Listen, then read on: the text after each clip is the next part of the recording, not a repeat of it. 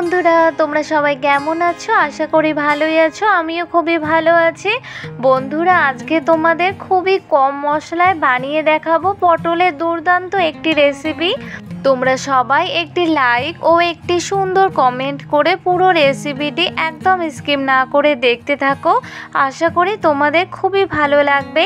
পটলের রেসিপির জন্য এখানে কয়েকটি পটল আর একটি আলু নিয়েছি। এবার পটলের খোসা ছাড়িয়ে নেব।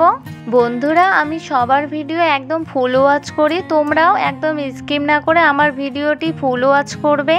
যারা যারা এখনও পর্যন্ত আমার চ্যানেলটিকে সাবস্ক্রাইব করোনি, চ্যানেলটিকে সাবস্ক্রাইব করে বেল আইকনটি ক্লিক করে আমার পাশে থেকো। এভাবে করে সবগুলো পটল খুব ভালো করে খোসা ছাড়িয়ে নেব।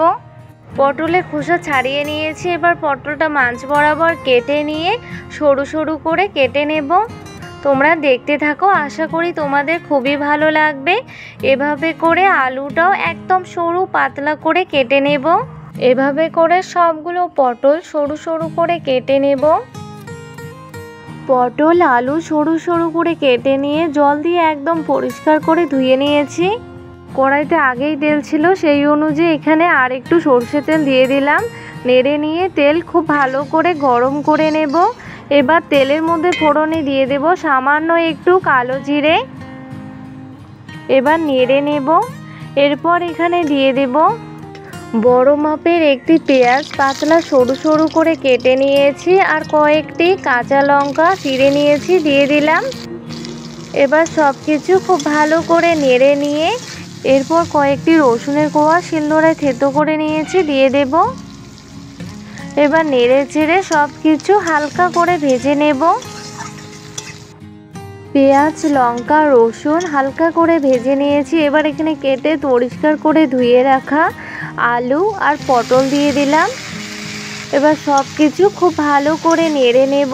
যারা যারা নতুন বন্ধু হতে চায় বড় ভিডিও দেখে নিয়ে তারপর বন্ধু হবে, বন্ধু হয়ে কমিউনিটিতে একটি লেটার দিয়ে আসবে। এরপর এখানে দিয়ে দিলাম পরিমাণ মতো লবণ আর দিয়ে দেব আন্দাজ মতো হলুদ গুঁড়ো। এবার সব কিছু খুব ভালো করে নেড়ে নিয়ে আলু পটল লালচে করে ভেজে নেব। তোমরা সবাই দেখতে থাকো একদম স্কিপ না করে। আশা করি তোমাদের খুবই ভালো লাগবে।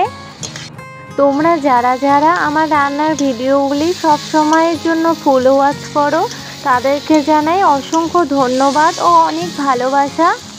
আলু পটল লালচে করে ভেজে নিয়েছি। তোমরা এভাবেও ভাজা খেতে পারো, এভাবে ভাজা খেতে কিন্তু দারুণ লাগে। এরপর এখানে দিয়ে দেব সামান্য একটু জিরে গুঁড়ো আর দিয়ে দেব একটুখানি ঝাল লঙ্কা গুঁড়ো। তোমরা কেমন ঝাল খেতে পছন্দ করো সেই অনুযায়ী ঝাল লঙ্কা গুঁড়ো দিয়ে দেবে। এরপর সব কিছু ভালো করে নেড়ে নিচ্ছি আর দিয়ে দেব সামান্য একটু গরম মশলা গুঁড়ো। এবার সব কিছু আরও খুব ভালো করে নেড়ে নেব। নেড়ে নিয়ে এখানে সামান্য একটুখানি জল দিয়ে দেব। এবার সব কিছু নেড়ে খুব ভালো করে মিশিয়ে নিয়ে 5 মিনিট মতো জাল করে নেব। 5 মিনিট জাল করে ফিরে আসলাম। পটলের রেসিপি রান্না একদম কমপ্লিট। এবার নামিয়ে নেব। বন্ধুরা, পটলের রেসিপিটি তোমাদের কেমন লাগলো অবশ্যই কমেন্টে জানাতে ভুলবে না। আর হ্যাঁ, অবশ্যই বাড়িতে একবার এভাবে ট্রাই করো।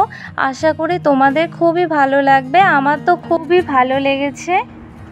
বন্ধুরা, পটলের এই দুর্দান্ত রেসিপিটি যদি তোমাদের ভালো লেগে থাকে তাহলে অবশ্যই ভিডিওটিতে লাইক কমেন্ট এবং শেয়ার করবে এবং অবশ্যই চ্যানেলটিকে সাবস্ক্রাইব করে বেল আইকনটি ক্লিক করতে ভুলবে না। আজকে এই পর্যন্তই, দেখা হবে পরের ভিডিওতে। বাই বন্ধুরা।